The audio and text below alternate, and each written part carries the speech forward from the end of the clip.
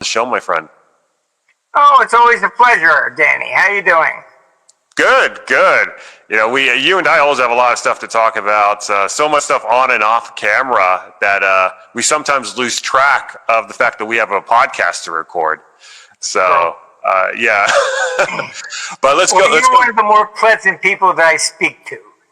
Oh, well, I appreciate that, good sir. I see we're both wearing blue as well, so our minds are in sync at the moment. So let's go ahead and dive in. What is on your radar screen right now, Martin? You have this stuff going on in Ukraine. You have, talks about Tomahawk missiles, no Tomahawk missiles. You have these public service announcements in Europe about, preparing the citizenry and the public for a wartime mindset. You've got gold spiking, currently at 43, 48. It did see a sell-off on Friday. It's up 2% today. Silver's up 1% today. Seems to be all over the board lately. What's high on your radar at the moment? Well, I think you have to realize that with all the talk of possible peace, this is what's been pushing gold up more than anything. It's really the geopolitical issues. It always is. You can, like I've said before, back in 1980, gold went from 100 to 400 between 76 and December 79. It went from 400 to 875 in the last 6 weeks. That's when Russia invaded Afghanistan. So it's always really the geopolitical thing, not inflation sort of nonsense. Gold went down for 19 years from 1980, and national debt went up for 19 years. So it's really perception. And so you have central banks have been buying gold also because it's neutral. When you have Europe pounding the war drums, you don't want to buy their debt. Honestly, because if they lose, you can frame it up. I've got some nice Confederate bonds we framed up. Look very pretty, but they're worthless. If you lose the war, it's worthless. And then even after that, if you win the war, there's still hyperinflation, and stuff, because governments have spent so much money, and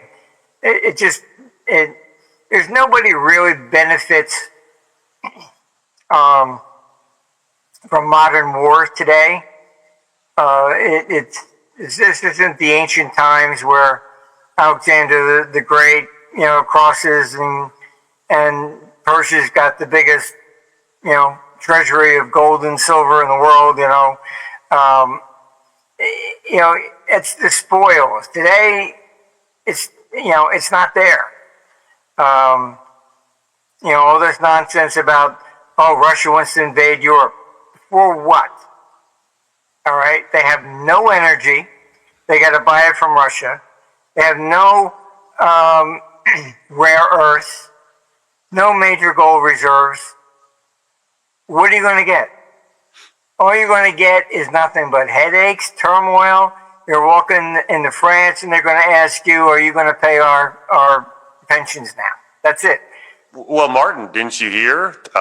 They found a Russian passport at the scene of the crime at the Louvre Museum in France. Apparently, a bunch of Russian thieves came in at the stroke of midnight, perhaps, and just stole tens of millions of dollars of French art collectibles and paintings and things that are just historical artifacts.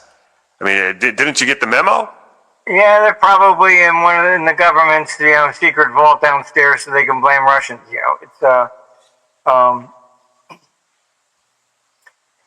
Look, this is. So we wage World War III for some, assuming it's even correct. Okay. Every country has their thieves. Was that something that Putin ordered? I don't think so.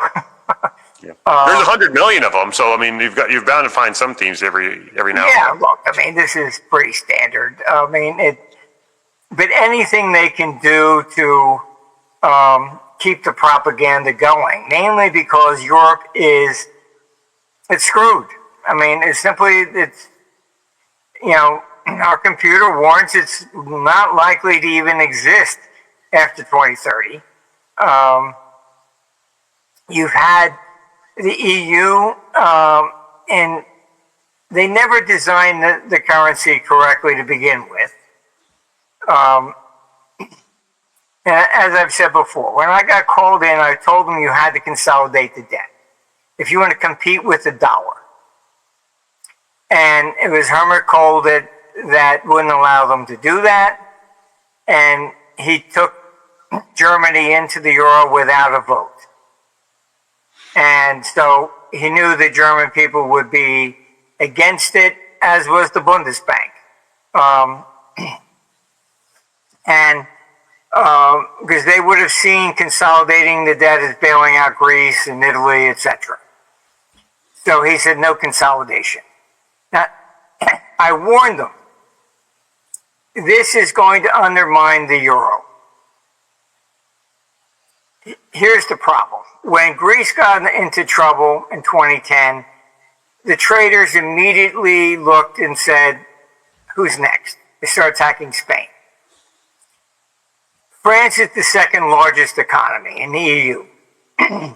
You've had finance ministers of UK and France say they may need an IMF bailout, like Greece did in 2010. They let in all these migrants. If you don't keep paying them, they're going to be rioting.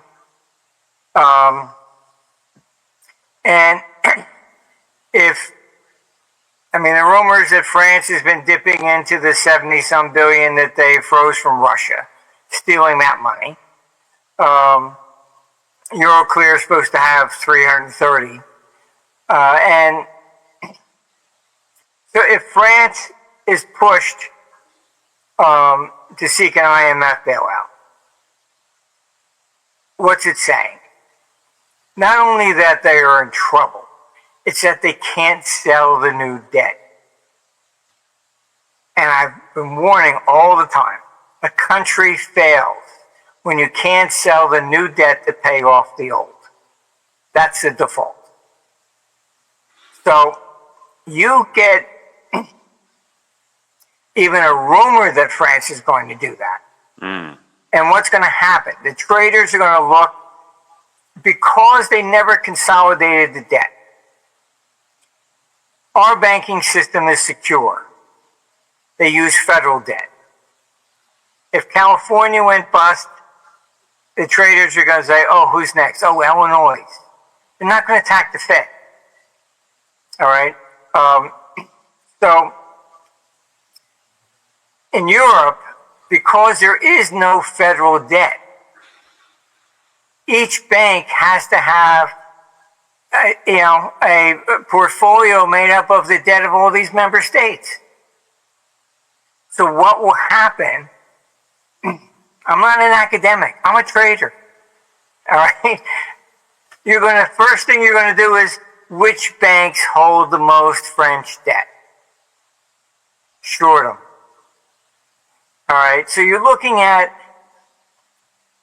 a complete catastrophe for Europe. You're looking at undermining the banking system. And you're looking at undermining the pension system. All right? This is why I say Europe is in serious trouble. This is also why they keep beating the war drums. If they can go to war against Russia, they don't have to pay back the over $300 billion that they already stole. All right? And I've spoken to people in France, and they call, I've said before, they call Macron the petite Napoleon. Look, when people are desperate, and they know they're in trouble, all right, they come up with desperate measures. And Macron thinks they believe what these neocons are saying. Oh, Russia's weak. They couldn't conquer Ukraine. Well, they didn't try. Okay, they were just taking the Donbass. All right. We had staff there in Kiev when Putin brought all the tanks right up to Kiev, and there was a whole, column of them. And I was concerned for our staff there. I said, "My God, maybe I can get you out." No, it's okay. What's going on? Nothing. They're not doing anything. They're just there to show. All right. And then he withdrew the tanks. So if he wanted to really take Ukraine, he could have. Right then and there. All right. He never shut down the water supply or right. shut down the electricity grid, which are conventional tactics and stratagems in a wartime setting. Because Marty, it seems like all of this stuff is connected. The gold price, the sovereign debt crisis in Europe, the war in Ukraine. And so what I mean by that is you have a sovereign debt crisis in Europe. You've got these European investors and elites buying gold as a hedge for safety. But then at the same time, they're trying to start a war with Russia to get themselves off the hook. And by starting a war with Russia, that creates more fear and anxiety in the market, which further precipitates more gold buying. Is that the right way to look at it, or? Pretty much. I mean, it's just that it's not all the same people. I mean, we have a lot of the biggest institutions in Europe. I warn them, get your gold out. So they've been moving it to New York and to Singapore. Yeah. And it's not that, it's just my opinion. I'm just looking and say, look, historically, what does Europe do? Europe always puts in capital controls, without exception. All right. They even shut down gold buying and stuff like that before. So I've warned them that, like World War II, probably, the best thing was, oh, God. Sorry, I forgot to turn that one off. No worries. But, there we go. I got a phone for each continent, so.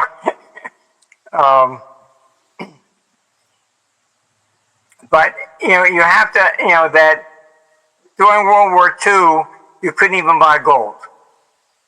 So I've warned them that what became the best hedge for a European during World War II was U.S. gold stocks. Trading on U.S. exchanges. Even World War I, they shut down all the European stock markets to prevent you from selling anything. Mm-hmm. So, and what they've just started phase 1 of this.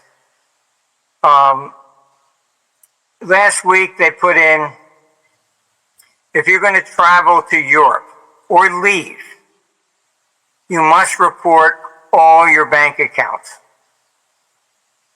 Why? They want to know what you have, where. Are you trying to take money out? I suspect they will probably shut down even Bitcoin, because Bitcoin is probably the number 1 money laundering agent out there. You can buy it in one country and sell it in another, because, no problem. But, they have been pushing for their CBDCs by October. I've said, look, I'm not that optimistic that they could get that through right now. I think maybe by January. And this is where the false flags come in. They need something like that to justify it. Oh, Russians are sending all this money in here to undermine our economy or something, We're trying to get money out, whatever. And They did that. France did that when they put that one cover on the magazine, criticized Mohammed, and then all of a sudden, all monies from terrorists are coming in. This, that. They always use something like that as the excuse. So January is a likely date. If they were to pull a CBDC off in Europe, would it be backed by like gold or anything, or like a basket of currencies, or just nothing? Just like in Spain, they've already, they said you can't take out more than 3,000 euros without government permission from your account. It's capital controls. They don't give a shit if what it's backed by or anything else. This is about power. And that's why I say about Bitcoin. I know a lot of people, Bitcoin always centralized. No, they can ban people from buying it. All right. If you try to leave, you have to now report all your accounts. All right. This is about power. It's not equitable. It's not anything else. It's about them retaining control. And their CBDCs has got nothing to do with is it good for the economy, bad? It's to prevent people from, fleeing with money. They did that in World War I and World War II. In fact, even the German hyperinflation, most Germans moved their money out of the country and established accounts elsewhere. When Hitler came in 1933, he passed a law. It was illegal for a German to have an account outside the country. That's when Switzerland in 1934 sought to protect the Germans and created their secret numbered accounts, no name. All right. So these things, like I say, this is not my opinion. We're just looking at what they routinely do over there. They cancel currencies. Americans, we've never had our currency canceled. They do that routinely so that you can't have a stash of 100,000 in a bank account. Or in a safe deposit box. They cancel the currency. It's now worthless. It forces you to bring it to the bank and say, here are the old ones. Give me the new ones. Oh, where'd you get this? Did you pay your taxes? It's standard operating procedure over there. I went through the Berlin Wall before it fell. They forced you to buy East German marks, one up for German marks. You get into town, every price you see, even in the government hotel, oh no, that's West German marks. So I'm leaving with the same amount of East German marks I was forced to buy to begin with. And then to get out, you got to list everything you have. I listed what I had in East German marks. And this, woman, huge woman, probably the size of both of us together, pulls this cord and she goes, Marks. They come, grab me by the arms, take me back, confiscate the money, and I'm waiting and waiting. I said, are you just going to give me my money back? Oh, here's your receipt. You have to stay the night and go to the central bank. They redeem. We only confiscate. I said, okay, fine. And you say you're not capitalist? Keep it. Thank you very much. Can I leave now? It's standard. I'm just telling you, I've gone through it many times. I always kept a few $100s of every currency in my wallet because of traveling around a lot. And then you get there, oh no, that's canceled. Sorry. I got Indian rupees that are canceled. You just frame them all up and they look nice. I don't think the Queen currency from Britain's valid anymore either. They cancel their currency routinely as well. Yeah. So looking ahead, I know the last time we spoke, you mentioned a panic cycle coming in sometime in 2026 on some of the findings of your Socrates forecasting model. Is that still the case? Like, what are some of the key forecasts that you're getting from Socrates nowadays or lately? We still see that in international war. and we also see it in the euro. I'm talking about a panic cycle for the year. You know, I should say that, I've been warning that we have two separate models. One which focuses on civil unrest. That's where revolutions come from. Then the other model is more international conflicts between countries. All right. Usually you get, like the civil unrest one was dominant in the 60s to early 70s, and we saw what we ended up with back then. All right. But it wasn't aligned with the international war model. Right. All right. This time, both of them are targeting the same period. So, and you can see it coming, like a train coming down the tracks with the light on right at you. They let in all these migrants in Europe. And look, when the Europeans came here, there wasn't a free lunch. Everybody came here to make a new life, work, etc. These migrants in Europe, they can't speak the language, they have no skills, and they're just being paid to sit home and watch TV. I mean, I was in Germany, and the previous year when I went there were migrants all over the place. So then I went back the following year, and I didn't see that many. I said, hey, where'd they all go? I swear to God, I couldn't believe what I was told. The government paid them for a 2-week vacation to return back to the countries that they claim they need asylum from. Fully paid vacation on the government. I said, who makes up these ideas?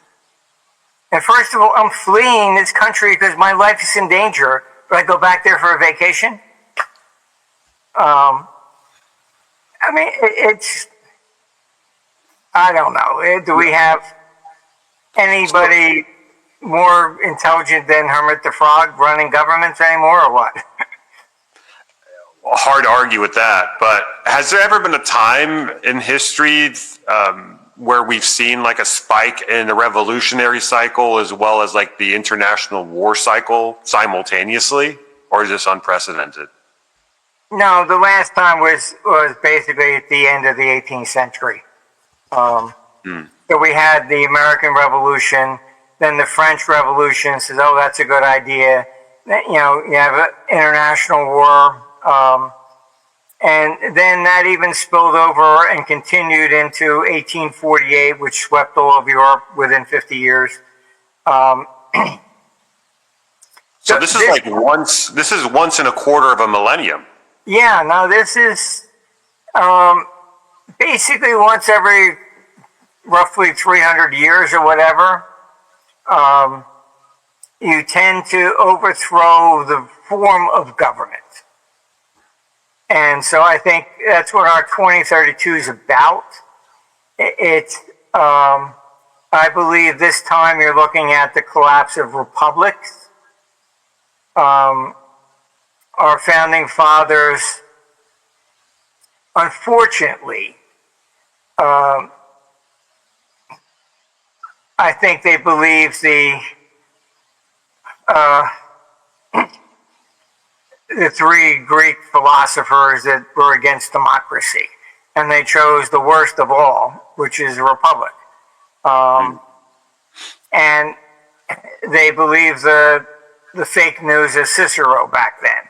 Oh, Caesar's his dictator, blah, blah, blah. Really, read all the contemporary accounts.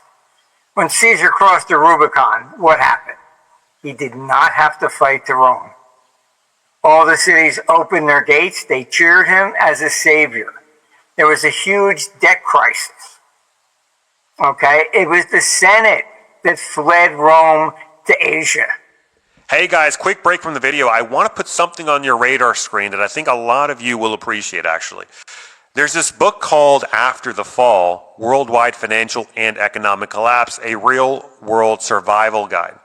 And honestly, it's kind of a must-read if you've been paying attention to what's going on out there. And if you are watching this video and are subscribed to this channel, then you know what's going on. Inflation's up, markets are shaky, governments are scrambling. It's so screwed up out there. And this book lays out what could happen next. And more importantly, what you can actually do about it. The best part, it's super straightforward. It's for everyday people. So no confusing jargon, no endless theory, just real practical steps to help you get ready for tough times.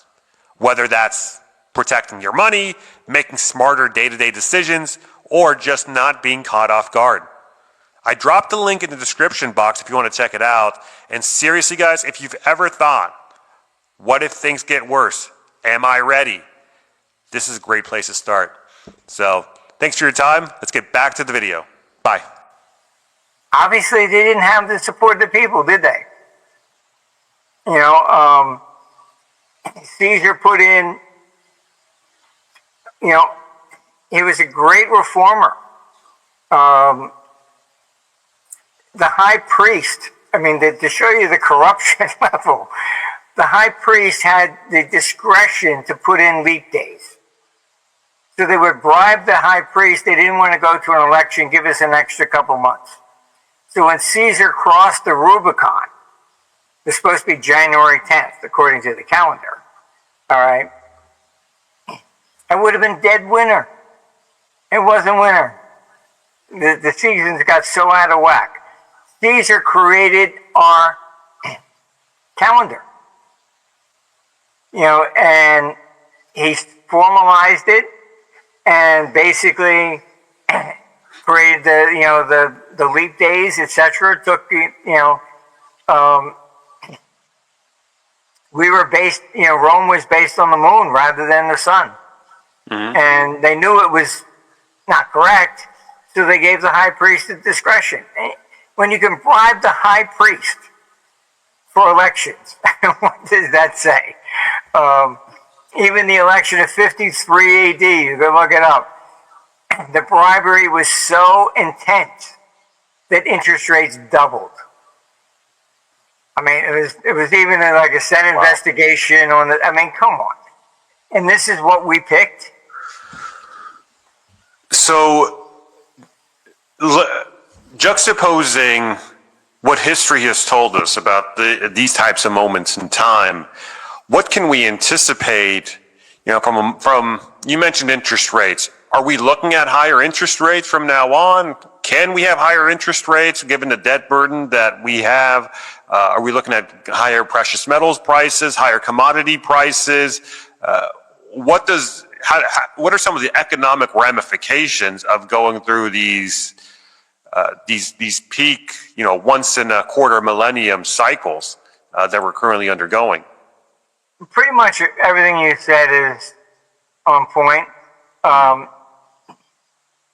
The interest rates rise. Primarily, they're going to rise in Europe when they're beating the war drums. Okay, this increases the cost of rolling the debt. Like this year, we're going to spend close to $1 trillion just in interest expenditures. Ronald Reagan, everybody freaked out because the national debt hit $1 trillion in 1980. All right, it's not sustainable. Honestly, a 3-year-old with a pocket calculator could figure out we're going bust. All right, you can't keep issuing debt year after year after year with no intention of paying anything off. Because you have to service that debt. If you really analyze the national debt, you'll see the vast majority of it was for wars. It's not, for moms and pops and whatever. The vast majority, we're still paying interest on the debt from World War I, World War II, Vietnam. it doesn't end. You give $3 trillion to the psychopath there in Ukraine. That's this year.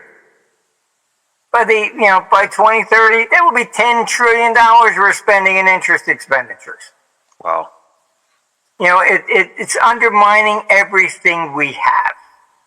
And that's what the computer is showing. It's a sovereign debt crisis. This brings down the governments. When they can no longer sell the new debt to keep this can rolling down the street, it comes to a head. So how can people from like an investing standpoint protect themselves given what you just laid out here? I mean, it sounds like gold and silver, like how should an investor's portfolio be structured in a time like this?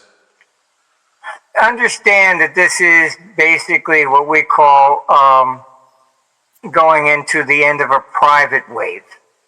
A private wave is when you have more confidence in the private sector than you do in the government. So you buy private assets. Mm-hmm. That's just why some people don't understand it. They keep saying, "Oh, it's all going to crash. You got stock market up. It's the the everything bubble." Right. Yeah, fine. I still get phone calls every week. Hey, you want to sell your house? No, not interested. And realtors I talk to here in Florida, even houses that are like 5 to 10 million now, people just paying cash. They're parking money. That's basically what's happening.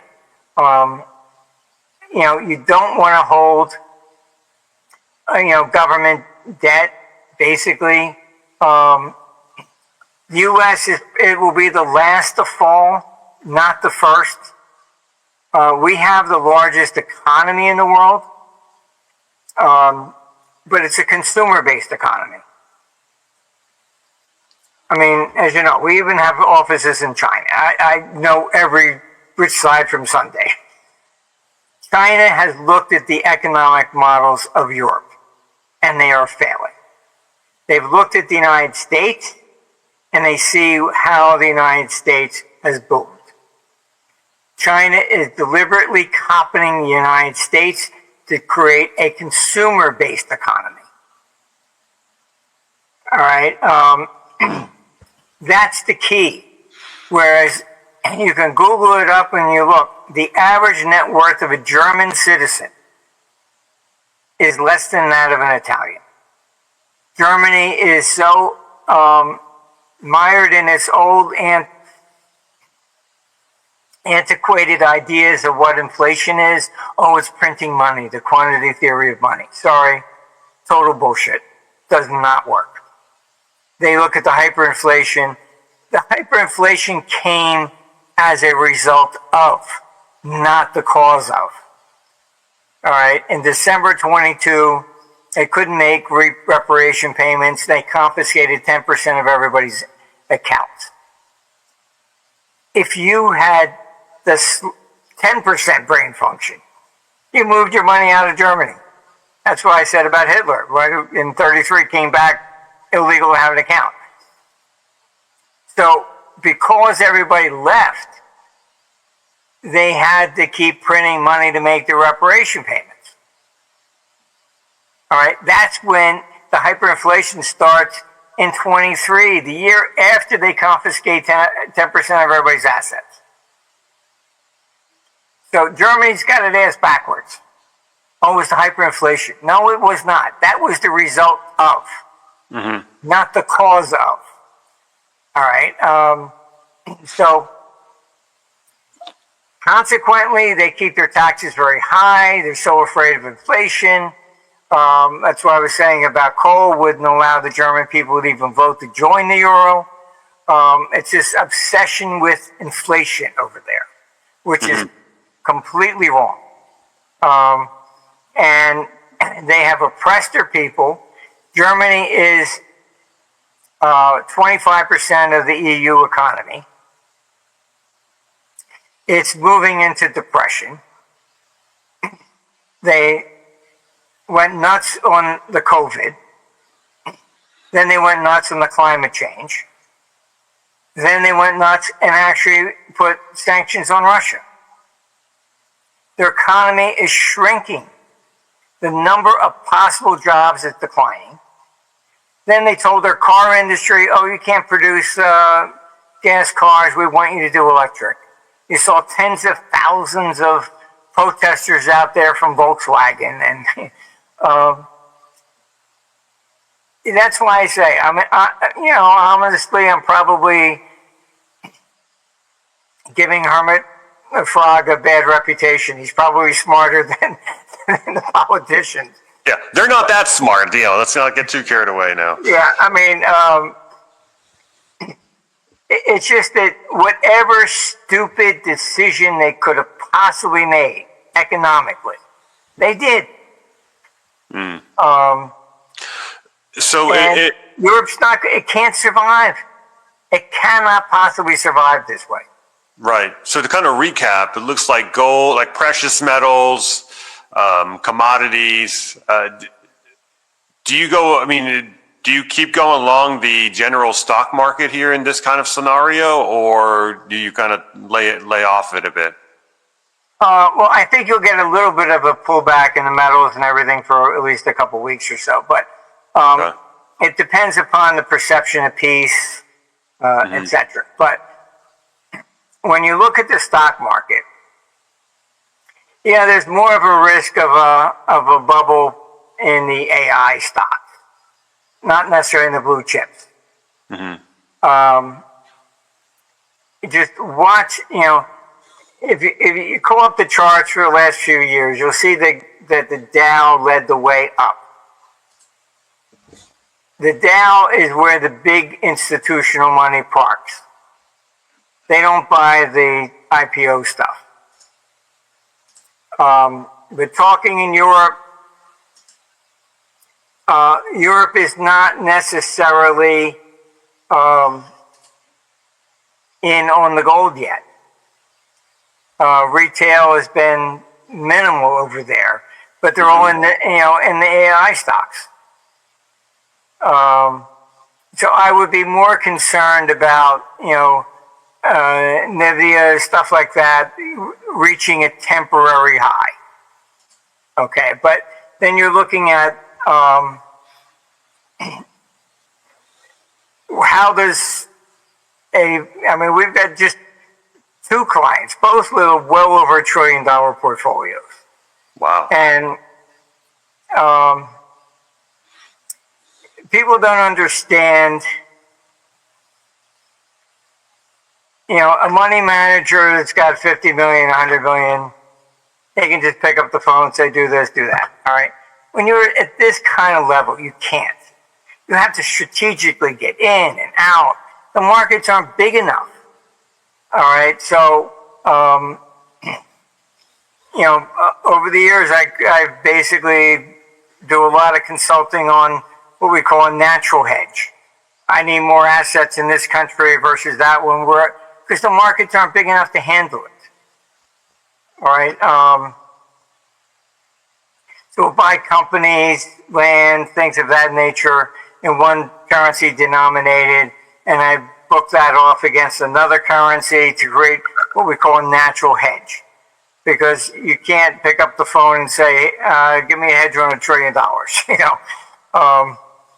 You'd be lucky if the ninjas don't show up at your front door 5 minutes later and lock you up.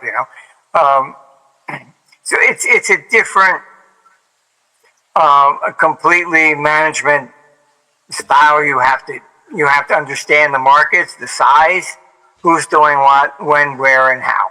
So it's much more difficult. I see. But that's why you'll see the big money will tend to go more towards the Dow, where you can park size.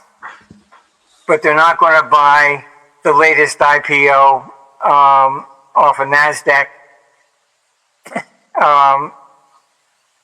Even if it doubles, so what? That didn't even make a 0.1 impact on the portfolio, Yeah. Well, big money is one thing, but what about smart money? Do you have any insight in terms of where smart money is parking their capital given current economic conditions? Yeah, I mean, most of the are medium-sized, what I call smart money.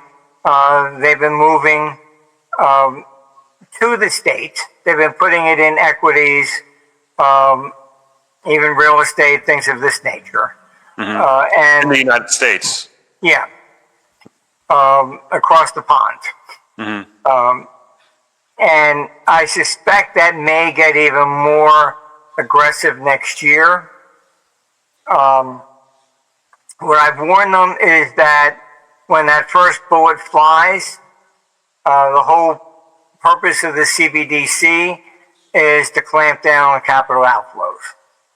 Then you would need a government permission to do anything.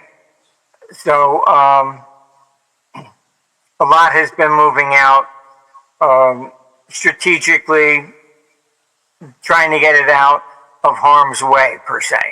Because this is just the way it's going to go. Europe is not, it's just not prepared to do what's necessary. And the problem with Europe is that they are way too Marxist. Everything is, you're not allowed to take out so many euros out of an ATM machine. You can't rent a hotel and pay more than 1,000 euros. That's a crime. They got to know everything you're doing. Very controlling, yes. Oh, you found €100 in the parking lot? Where's our 50%? If not 60. It's just, I've said before, I had meetings in Berlin, and I had a meeting in the afternoon in Rome. Normally not a problem. I had to rent a private jet. There were no non-stop flights. They canceled because it's too short for climate change. Really? It was like, what? These are two major capital cities, and I couldn't get a direct flight between the two, except for like 6 o'clock in the morning or something. That was it.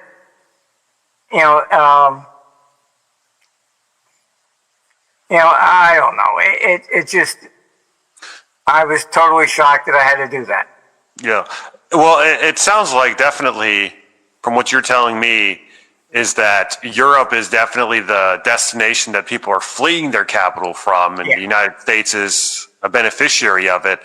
Now, once these panic cycles and these pockets of war really get going across the world, geographically, I mean, where would be the most not advantageous, but safest, let's say, safest locations, most the location that would benefit the most, not benefit, but be harmed the least from the coming global war? It's still probably United States, mainly because I do feel fairly confident that Trump is anti-war. And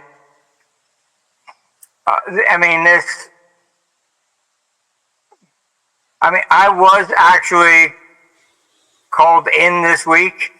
Can't really say a lot about it, but what I've explained is this, is that all this nonsense about Putin. When Khrushchev had to back down off of the Cuban Missile Crisis, that embarrassed Russia. There was a coup, Brezhnev overthrown. Then, in the book I wrote, The Plot to Seize Russia, right in the beginning, I got the declassified documents from the Clinton administration. When Gorbachev came in and the communist USSR collapsed, there was a proposal. And I put it in right in the book, right from the Clinton administration documents. Russia was invited to join NATO. And they have their neocons like we have ours. And they then staged a coup against Gorbachev That's when Yeltsin had to stand on the tank. And he told the troops not to fire on the Russian people. They didn't. They listened to him, and the coup failed. I said, if you think, this is why I think they have listened to me, because I know both sides. If you think you can get Putin to get out of Ukraine with its tail between the legs, good luck. Assuming he even did that, there's going to be a third coup. And this time you're going to have somebody like Medvedev in there, and it's not going to look pretty. Like a hardliner, like their own neocon, right, so to speak. Exactly. So my view is, and I have expressed this, take the Putin deal for the tunnel to Alaska. All right. People have heard a lot about rare earths, but I don't think they really understand they're not really rare. What's rare is to find a concentration of them enough that makes it viable. Okay. China has basically a monopoly on rare earths. Why is this important? Okay. This was behind Trump's 51st state with Canada, Greenland, etc. It takes 920 pounds of rare earths to make just one F-35 jet plane. People don't know this. Okay. Ukraine trying to bullshit everybody. Oh, we got rare. No, they do not. Okay. There is no significant concentration of rare earths enough in Ukraine to make it really viable at this stage. The tunnel deal is there are rare earths in Alaska. And Russia has the technology to do this. We do not. Okay. Russia also realizes, on the other side of the coin is China. They're not 100% in bed. So Putin's suggestion of building a tunnel with a high-speed rail through it, and the assistance in the Arctic up there to mine for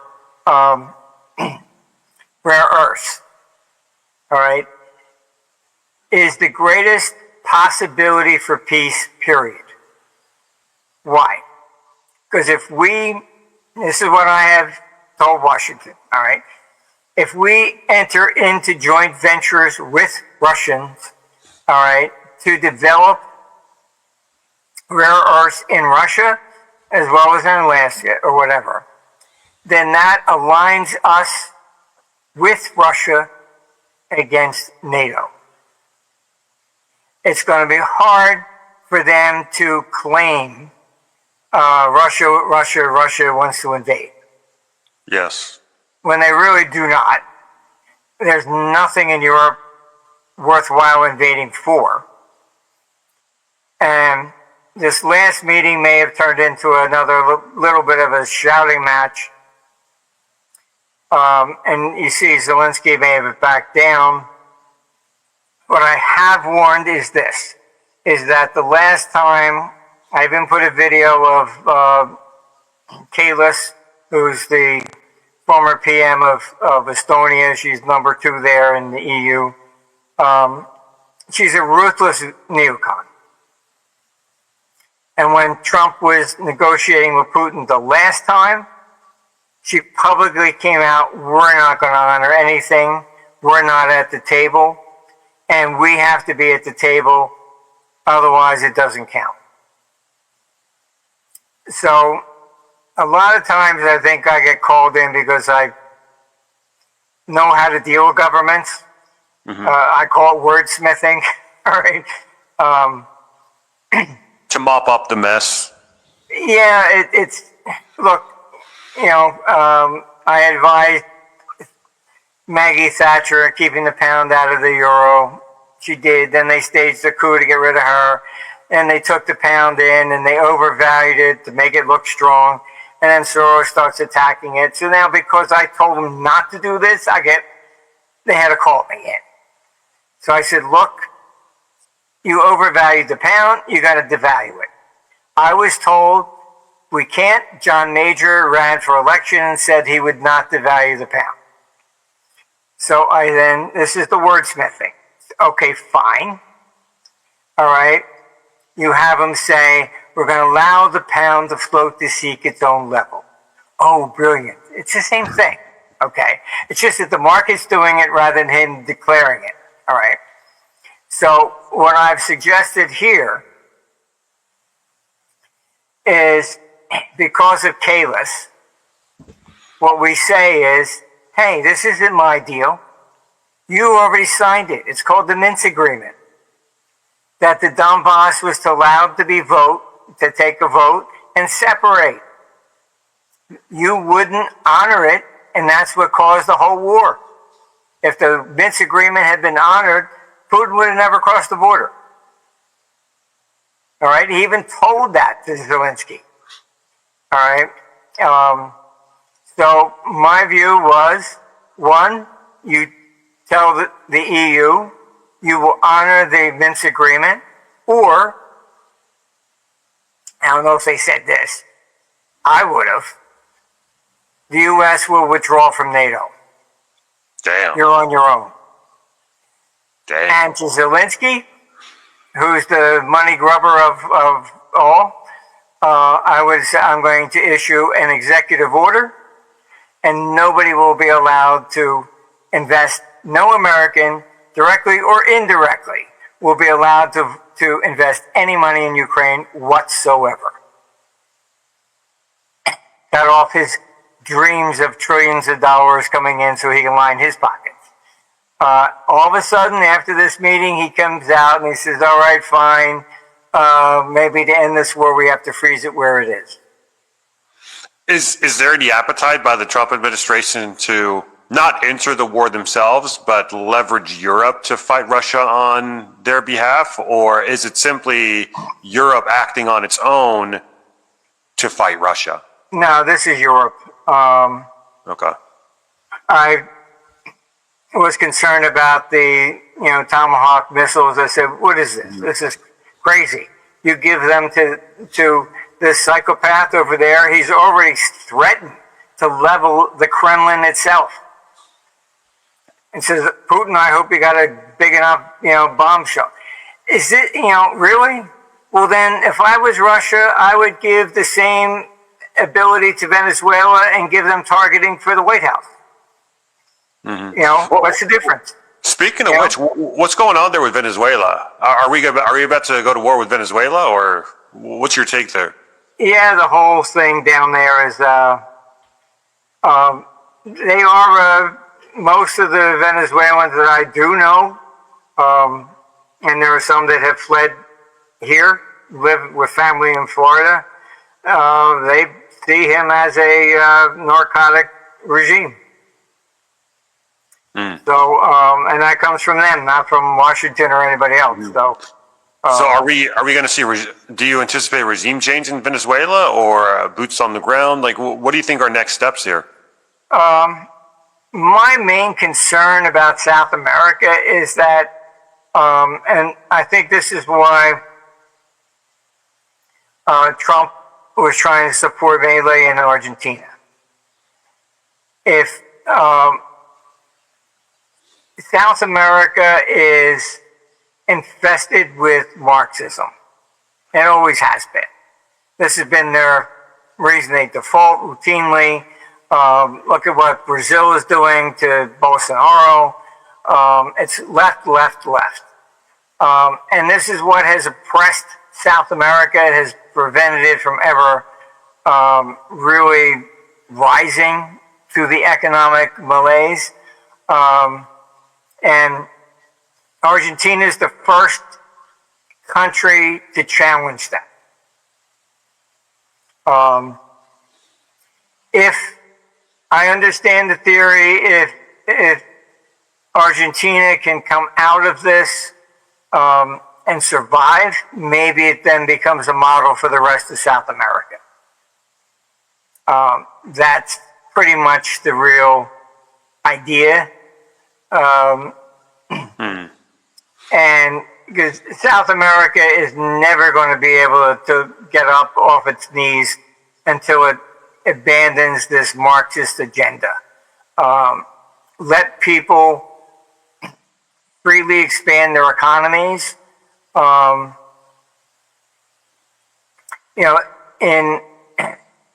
that's what basically, as you know, when China,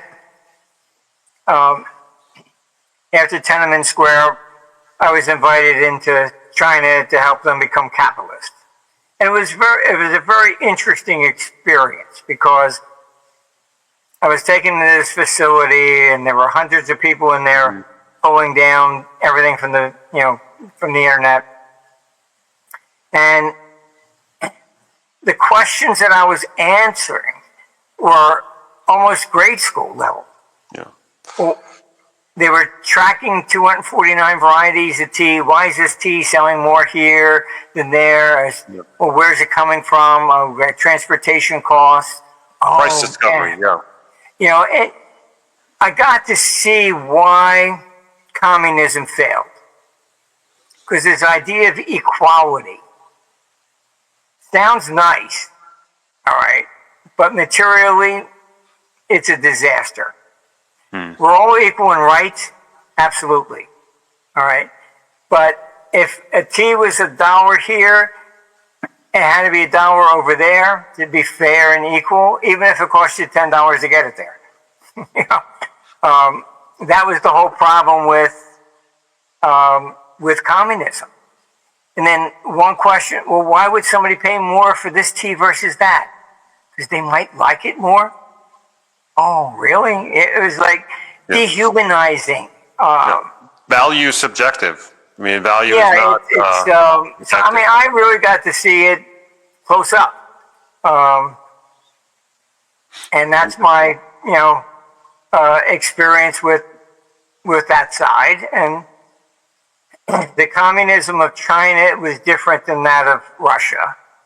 Russia was driven by Stalin, who was paranoid. So they taught in the schools, if your parent ever spoke against the government, report them. One kid did, and they turned him into like a saint. And whereas in China, they didn't care what you said to your wife. But if you stuck your head up and told everybody in the neighborhood, it got cut off. The tall poppy syndrome. Whereas Stalin was worried about what you said to your wife. So there was just Stalin was very, very paranoid. Very controlling, yes. So I think that's the different flavors between the two communists.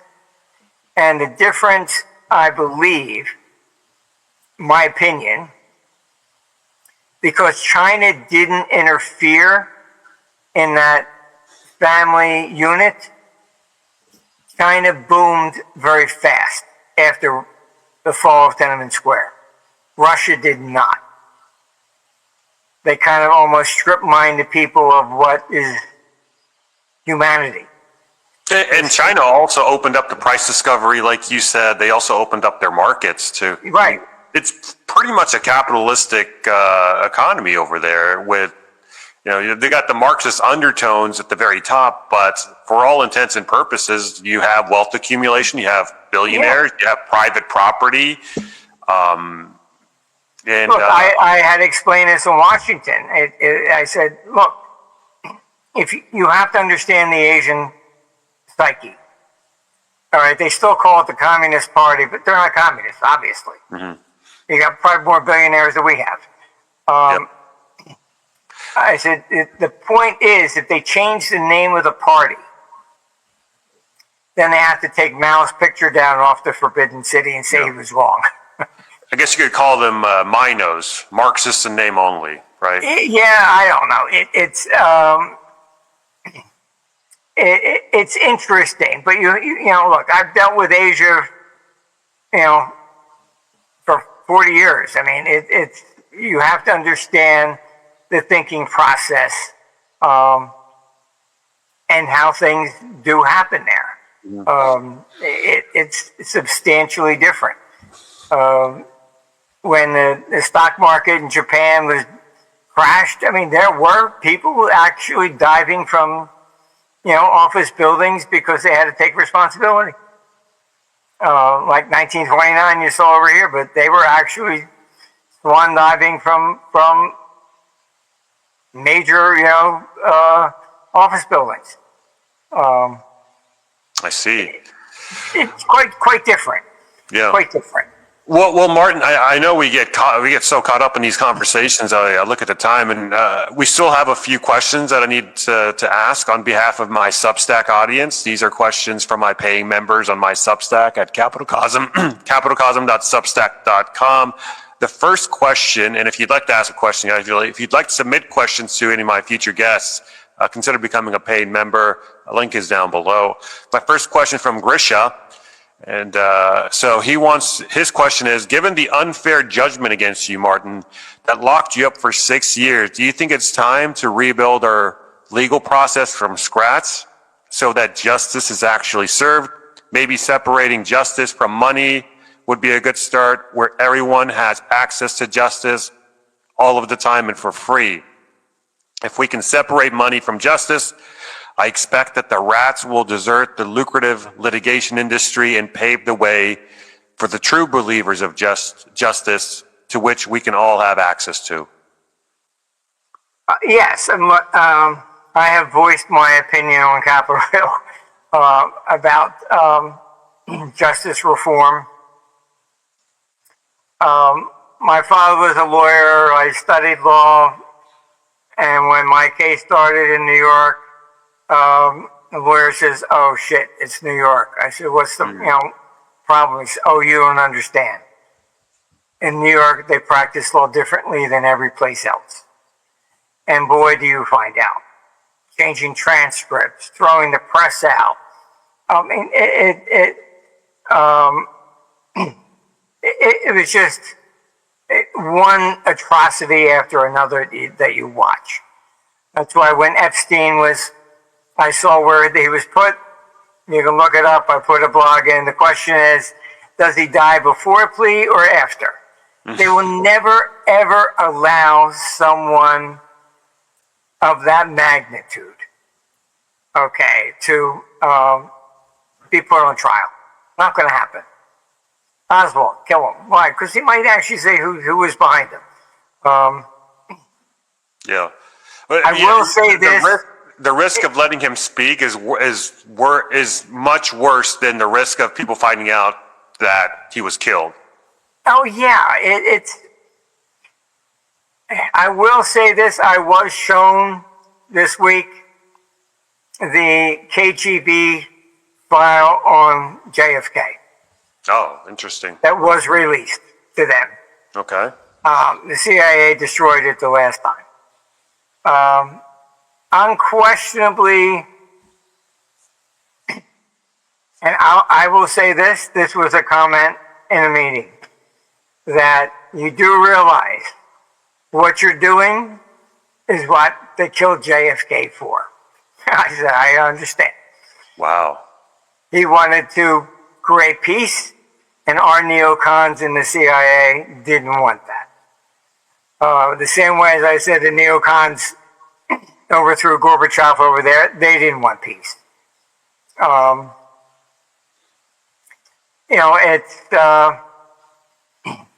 am more concerned about Trump's meeting in Bucharest. I did express my view. It should take place in Washington, D.C. I don't trust NATO, I don't trust the EU, and I certainly don't trust Zelensky. And either one is a fair target. Look, they have to know what I know. You take out Putin and you're going to get a neocon. Right. Well, why would you even try to assassinate him? Careful what you wish for sure. Exactly. So on the legal side, I think what I have explained is, look, our legal system is completely broken. It's got to be revamped. No judge should decide whether he recuses himself. It should go to an independent panel that's not in even the same district, because then his friends are involved. And it just gets to be ridiculous. You can look at John Stuart Mill wrote a book on liberty in 1859. One of my favorite passages from that says, "We have yet to free ourselves from the stain of legal persecution." So what they did to Trump, what they did to me, any of this stuff, all right, it's not new. When the movie on me came out, The Forecaster, I think it was in Stuttgart for a showing. So I went over there, and then afterwards you have a question answer period. And this woman stood up and she said, oh, this is the problem with American legal system. It's so corrupt like that. Then a German lawyer stood up and he said, what do you mean? We do this to people here all the time. It's systemic. You look at Brazil, trying to put Bolsonaro in prison for 27 years. France going after Marine Le Pen. You're seeing the same thing. Zelensky went after all his opponents. Romania, suddenly the guy that won the biggest vote, criminal.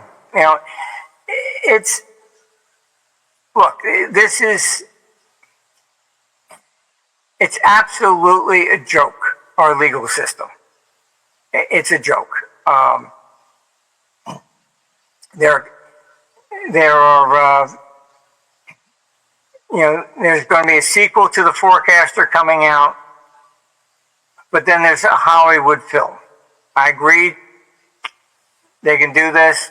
I said under the conditions that you really show the legal system as is.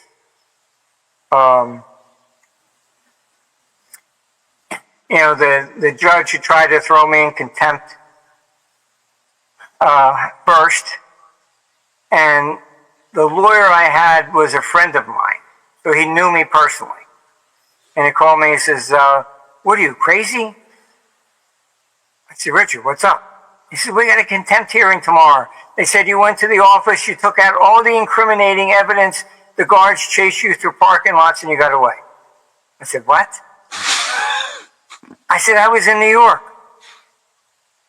I believe that they were illegally tapping his phone line, because I was at a friend's house at the time. So I told him, you call the security company, I would have had to swipe twice to get into the building. All right? He calls me back, he says, don't worry about it, I got this. The security company said nobody entered that building. We go to court the next day for this supposed contempt hearing. As the judge is walking out, the government's jumping up, saying, oh, there's been a mistake. Somebody just moved boxes from one room to another, but nothing was taken. They spent at least 30 minutes of drool trying to explain how does that get to guards chasing me through parking lots and all this other kind of crazy shit. And then the judge finally stops them and says, okay, so you're withdrawing all the charges? Yes, Your Honor. Okay, Mr. Armstrong, you're in good shape. That's it. I get the transcript, all this is gone. The only thing that remains is this ending paragraph. Okay, you're withdrawing all the charges. I asked the lawyers, I said, what happened to everything else? Oh, in New York, the judges can take out anything they think isn't relevant. They alter the transcript. All right? And there's a Second Circuit case on this, U.S. versus Cicatello, page 97. And this shows how bad the legal system is. The Second Circuit Court of Appeals says judges are changing transcripts. If you or I did that, that's 20 years in prison. All right. We think they should stop. We question whether we have the power.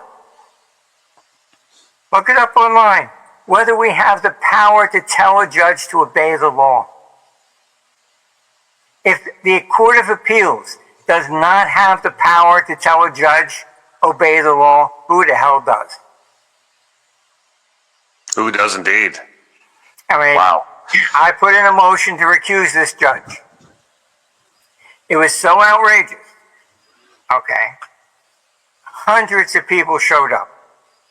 I said, what's going on? The lawyers said, it's you. I said, me? And they said, yeah, you can't accuse a federal judge of committing a felony. I said, you all say they do it. Yeah, but you can't accuse them of that. This is the legal profession in New York. Now, was that just the exception or the rule? No. I found other judges doing the same thing. And for the Second Circuit to write this, and it had to do another judge, not him. And so, because hundreds of people were there, and I filed this motion pro se, means myself. A lawyer has to give a list of the people he's going to call for a witness to the judge, and the judge must approve. What's he going to say? Do I really want to hear it? All right, this is the scheme. Pro se, I don't have to do that. So I submitted it pro se. The judge gets scared because now he sees hundreds of people there. He doesn't know if I'm going to start calling people to the stand. So he admits it.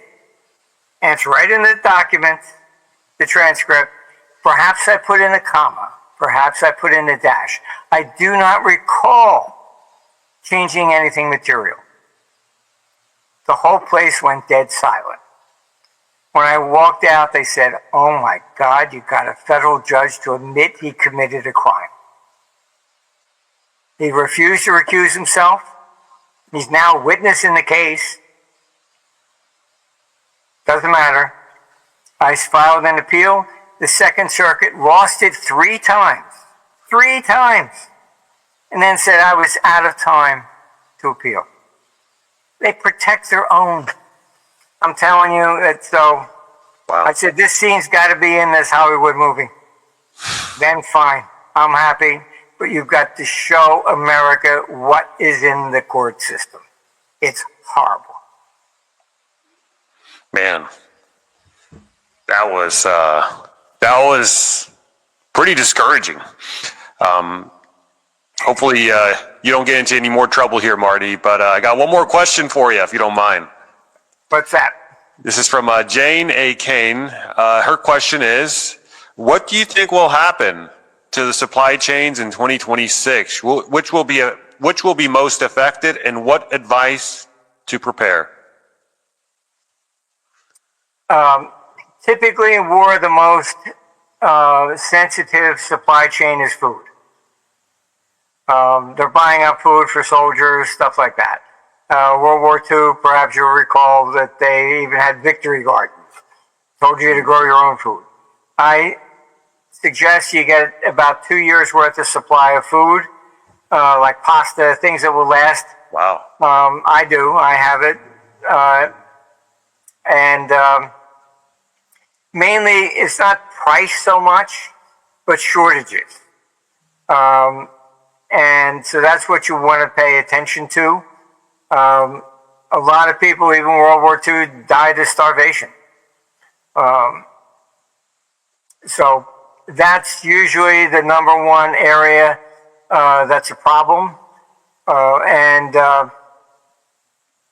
like, for commerce, look, living in Florida, when the power grid goes down, not even a credit card would work. So forget Bitcoin. All right. I suggest having some of the old silver coinage, pre-1965.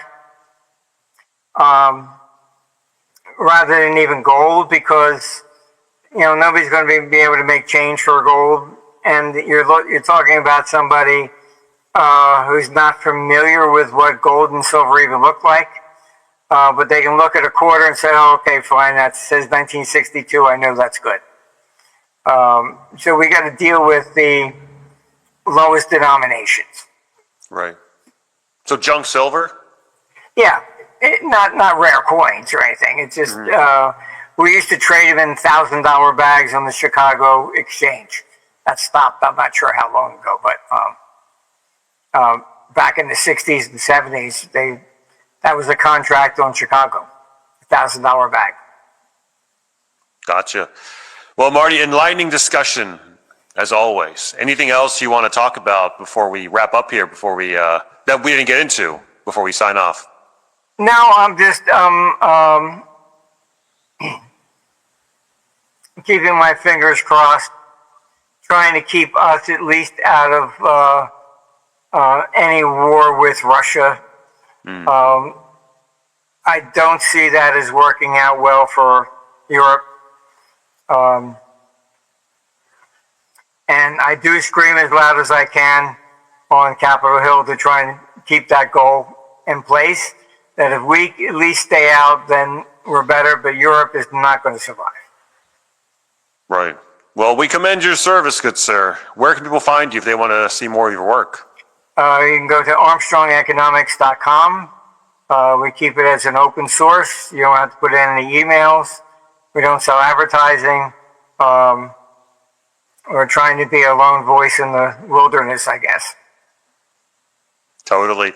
Sounds good. Well, Martin, thank you so much for coming on, my friend. It's always a pleasure and a joy having you and, listening to your insights. And you always have new and exciting and very insightful things that you always share with us. So much appreciated for your time. Guys, if you got value out of this podcast, quite frankly, I don't know how you wouldn't, but if you did, drop us a comment and write "Go Martin Go" in the comments section. Hit that like button and subscribe to the channel so you don't miss an episode. I do in fact read all the comments, by the way, guys. So if you want your thoughts known to me at the very minimum, let me know. I'll respond to a small handful of them as well. And by liking, subscribing, and commenting and doing all the YouTube stuff, you help in getting us pushed by the algorithm. And so it may not seem like much, but it does go a long way, and it's free. Everyone's favorite 4-letter F word.